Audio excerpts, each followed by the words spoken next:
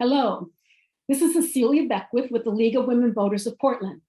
You're watching the Video Voters Guide or listening to our podcast. We're here today to talk with candidates running in the May 17, 2022 primary election. All of the candidates running for this position in the primary election were invited to participate in the League, invited by the League to participate. We asked the candidates for the same office, the same questions, and the number of questions asked is determined by the length of the candidates' answers. In this process, we are grateful for the support of the Carol and Velma Salling Foundation, the League of Women Voters Education Fund, League of Women Voters of Portland Education Fund, the Weiss Foundation, and our media partner, Metro East Community Media. With me this afternoon is A.J. McCreary, who's running for the Portland Commissioner position number 2. Welcome, AJ. Hi, thank you for having me. We're happy to have you.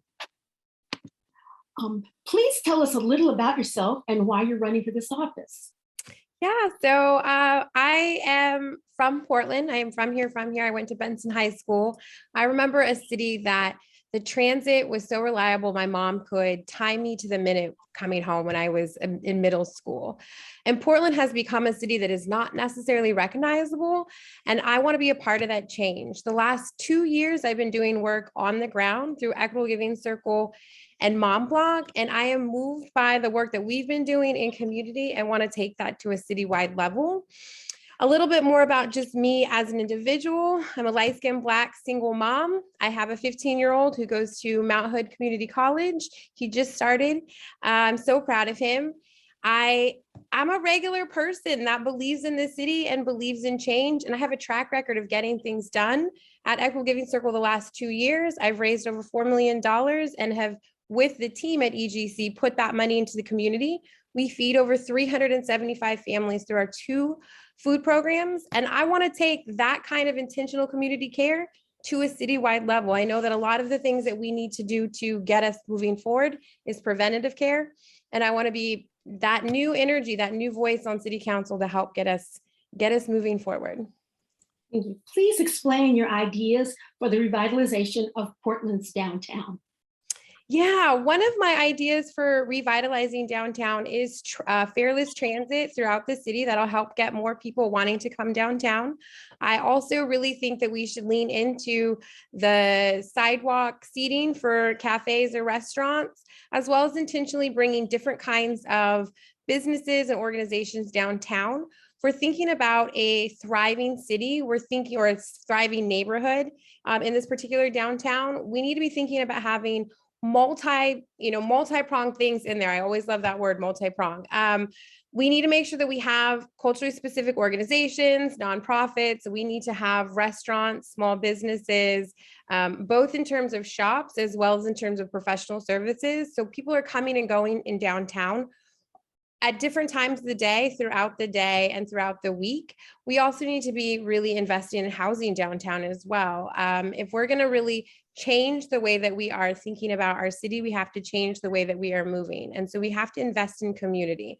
So to revitalize downtown and neighborhoods throughout the city, it's going to be important for us to invest in the neighborhoods and the people that live in those spaces. The city and the county collaborate through the Joint Office of Homeless Services to address the needs of unhoused individuals in our community. What measures would you recommend to be more effective in meeting those needs? Well, I think one of the things that we need to do is lean into preventative services, and we need to lean into long-term solutions. So right now we are continuously arguing about, shall we have this temporary pod here, the safe rest villages? We need to be working with community-based organizations ongoing to have shelters as a first touch for folks that are experiencing houselessness.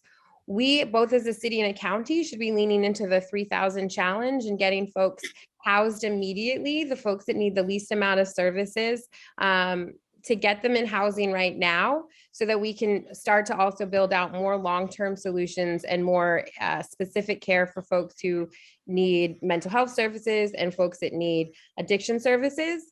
A lot of things that are not talked about in houselessness is it seems to be just hyper-focused on the folks that are experiencing addiction and mental health issues, but there's a lot of different folks that experience houselessness and have a lot of different stories. And so when we're thinking about addressing that, we need to be thinking about the whole spectrum of experiences. So that would be some of the immediate things that I'm thinking about, leaning also into the kind of site-run camps. We have some different camps that are not county or city run, they're independent, and those, per the Portland State research just came out, have been some of the most, like the individual camp run, are people are happy with that. So we need to lean into that and respect that houseless folks do have opinions about how things should move forward, and lean into their leadership as we resolve this problem. So what reforms do you favor in the government of the city of Portland? And so could you explain your answers a little? Yeah, I'm part of the charter reform outreach, the community outreach around charter reform, and that's been really exciting as a process. I think that we do need to expand how many folks are on Portland City Council. I do believe that we need a city manager. A lot of the recommendations the charter has put forward in the last couple of weeks, I am fully in support. They are all to modernize our city, changing the type of power that the mayor has, especially that relationship with the police, is going to be positive for us. So pretty much every single one of the all of the recommendations really that the charter has moved forward, I think will be great for us as a city and help modernize the way that we govern and the way that we can support our citizens. Okay. How would you improve communication between city councilors and city residents so the residents have a greater sense of being heard? I love that question. One of the things that I would love to see both as a resident and as a city councilor is regular ongoing conversations, town halls, for our residents to be able to be in regular conversation and communication with our city councilors and the mayor, as something that happens ongoing, not something just when we want an opinion or to get a fake temperature gauge of what community members are wanting. I also like to see more regular communication coming out of the Office of Civic Life, intentionally pulling lots of the information from the different bureaus so we have a central place of information coming from the city. And this will help build that trust. I think that also intentionally sending out information regularly through mailers or trying to reach people where they at, maybe that's on social media, but trying to get information more consistently to our constituents, because that is how we build that communication and increase community engagement. That's something I'm really passionate and excited about. Well, thank you, AJ. This concludes our video voters guide and podcast interview with AJ McCreary, running for Portland Commissioner position number 2. Election day is May 17th.